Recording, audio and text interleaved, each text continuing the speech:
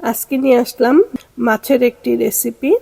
এটা দেখতে যত আকর্ষণীয়, খেতে কিন্তু দুর্দান্ত স্বাদ। এই রেসিপিটা যে কোনো মাছ দিয়েই করতে পারেন। তো এখানে আমি মৃগেল মাছ নিয়েছি। আপনার হাতের কাছে যে কোনো মাছ দিয়েই এই রেসিপিটা করতে পারেন। তো এই মাছের রেসিপিটা আমি যেভাবে করলাম, এখানে আমি মাছটা ছোট টুকরো টুকরো করে কেটে নিয়েছি আর আগে থেকেই ভালো করে ধুয়ে নিয়েছি।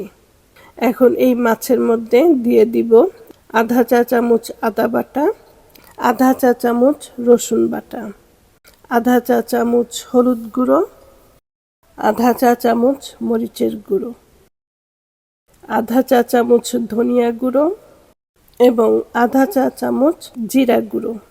দিয়ে দিচ্ছি কিছুটা লবণ এবং এরপরে দিয়ে দিচ্ছি একটি ডিম, আর দিয়ে দিব 1 টেবিল চামচ কর্নফ্লাওয়ার, আর দিয়ে দিচ্ছি 1 টুকরো লেবুর রস।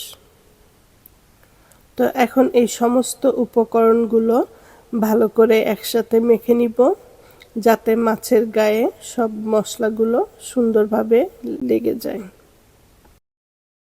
তো মশলার সাথে মাছটা ভালো করে মেখে নিলাম। এখন ঢাকা দিয়ে রেখে দিলাম। 10 থেকে 15 মিনিট এটা ম্যারিনেট করে নিব। এরপরে চুলায় একটি প্যান বসিয়ে দিলাম আর এর মধ্যে দিয়ে দিলাম তেল। তেলটা গরম হয়ে গেলে এরপরে মাছগুলো দিয়ে ভেজে নিব। আর মাছটা একটু ভালো করে ভেজে নিতে হবে, একটু লাল লাল করে মাছগুলো ভেজে নিতে হবে। তো একটা সাইড হয়ে গেলে এরপরে মাছগুলো আমি উল্টে দিব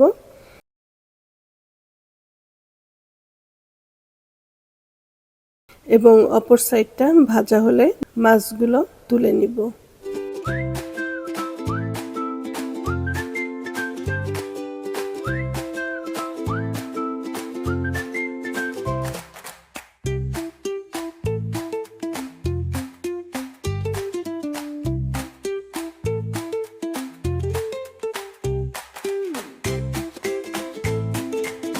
এবার চুলোয় আমি আরেকটি হাঁড়ি বসিয়ে দিলাম এবং এর মধ্যে দিয়ে দিলাম রান্নার তেল।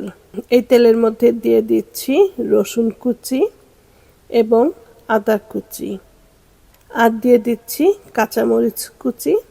তো কাঁচামরিচগুলো আমি একটু বড় বড় টুকরো করে কেটে নিয়েছি। তো এখন এই তেলের মধ্যে এগুলো ভেজে নিব। ভাজা হয়ে গেলে এরপরে দিয়ে দিচ্ছি পেঁয়াজ, আর পেঁয়াজগুলো আমি কিউব করে কেটে নিয়েছি। একইভাবে ক্যাপসিকামও কেটে নিয়েছি। তো এখানে আমি 2 ধরনের ক্যাপসিকাম দিলাম। তো আপনি চাইলে যে কোনো একটি ক্যাপসিকাম দিয়ে করতে পারেন। তো কালারফুল হলে দেখতে বেশ সুন্দর লাগে। তো এই তেলের মধ্যে এখন পেঁয়াজ ক্যাপসিকামগুলো ভেজে নিব। তো কিছুটা ভাজা হয়ে গেলে একটু সাইড করে রেখে এখন দিয়ে দিচ্ছি 1 টেবিল চামচ চিলি সস, 1 টেবিল চামচ সয়া সস এবং 1 টেবিল চামচ টমেটো কেচাপ। দিয়ে দিচ্ছি সামান্য একটু গোলমরিচের গুঁড়ো এবং সামান্য একটু লবণ। তো লবণটা সাবধানে দিতে হবে, যেহেতু মাছের সাথেও লবণ দিয়েছি, আবার সয়া সসও দিয়েছি, আর সয়া সসের মধ্যে প্রচুর লবণ থাকে। এবং এরপরে দিয়ে দিচ্ছি 2 টেবিল চামচ কর্নফ্লাওয়ার নিয়েছি। তো কর্নফ্লাওয়ারটা পানি দিয়ে ভালো করে গুলে এরপরে দিয়ে দিচ্ছি। তো এখন নেড়ে চেড়ে এটা একটু কষিয়ে নিব। আর কষানো হয়ে গেলে এরপরে দিয়ে দিচ্ছি ভেজে রাখা মাছগুলো।